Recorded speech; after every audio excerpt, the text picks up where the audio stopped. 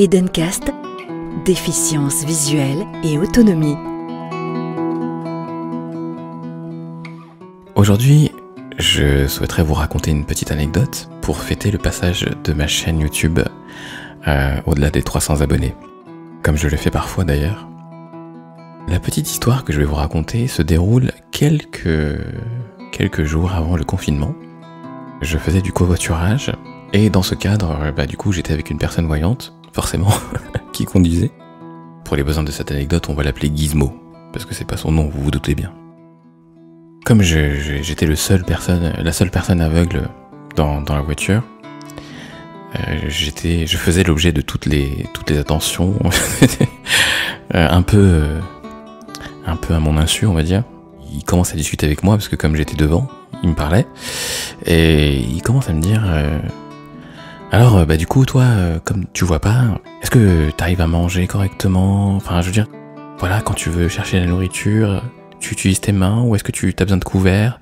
Donc ça c'est les questions un peu basiques quoi, dont on se demande si elles ont encore une pertinence en 2020, mais c'est pas grave, je réponds. Ensuite on s'oriente progressivement vers les sentiments. On parlait de sa vie de célibataire, etc. À un moment il me sort ouais mais toi en fait du coup toi, comme tu vois pas, ça t'est déjà arrivé de rencontrer une fille? Est-ce que t'es déjà tombé amoureux d'une fille, tout ça? Et du coup là, j'avoue que j'étais un peu pris au dépourvu, donc je dis écoute, ça m'est déjà arrivé, je suis un être humain.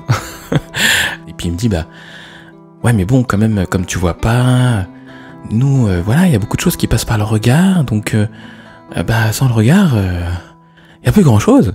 Je dis oui mais tu sais, les interactions humaines, elles ne se limitent pas qu'au regard.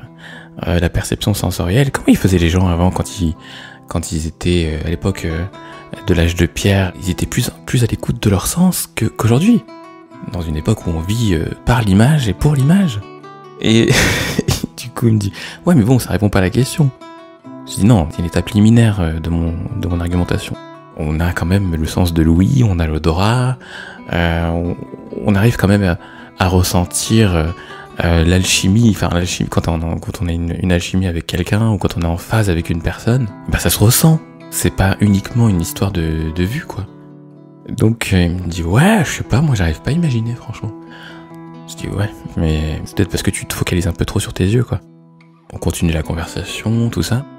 Il y a ceux qui sont avec nous qui s'en mêlent un petit peu, mais c'est surtout lui qui conduit la discussion. Donc il me dit si tu tombes amoureux d'une nana, t'as envie de te promener avec elle, tout ça, comme tu vois pas, en fait c'est utilitaire pour toi les promenades. Enfin je veux dire, pourquoi est-ce que t'as besoin d'aller quelque part à part si tu veux aller chercher quelque chose dans une boulangerie ou faire tes courses. Sinon ça te sert à rien les promenades, parce que toi tu profites pas des paysages. Je lui dis ça dépend ce que t'appelles profiter du paysage. Et que moi j'aime bien, je suis très sensible au son, donc j'aime bien écouter le son de la nature, des oiseaux, j'aime bien sentir les odeurs, par exemple l'odeur du printemps, ou l'odeur de la pluie par exemple, quand elle s'est arrêtée, on sent un peu cette espèce d'air humide un petit peu. Le toucher, il nous permet d'appréhender par exemple quand le vent frôle notre peau, enfin bref, des choses qui sont somme toute assez triviales.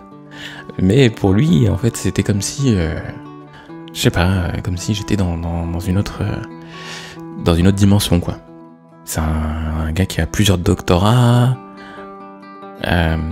C'est quelqu'un qui avait, je crois qu'il a dû, je sais pas, plus d'une dizaine d'années d'études. C'est quelqu'un quand même qui a une certaine vivacité d'esprit, une certaine sagacité, quoi. Donc je me dis quand même, en 2020, pour que quelqu'un puisse poser encore ce genre de questions, ça en dit long en fait sur la manière dont le handicap est perçu par la société et notamment le handicap visuel. On est dans une époque où les gens se focalisent tellement sur la vue qu'ils en viennent à oublier le reste. Je sais pas, c'est inquiétant en fait. Et d'autant plus inquiétant à cette époque où, à cause du coronavirus, on est obligé de limiter les interactions tactiles, on va dire ça comme ça, dans certaines circonstances. C'est une époque un peu bizarre quand même. Edencast, un zeste de technologie pour un maximum d'autonomie.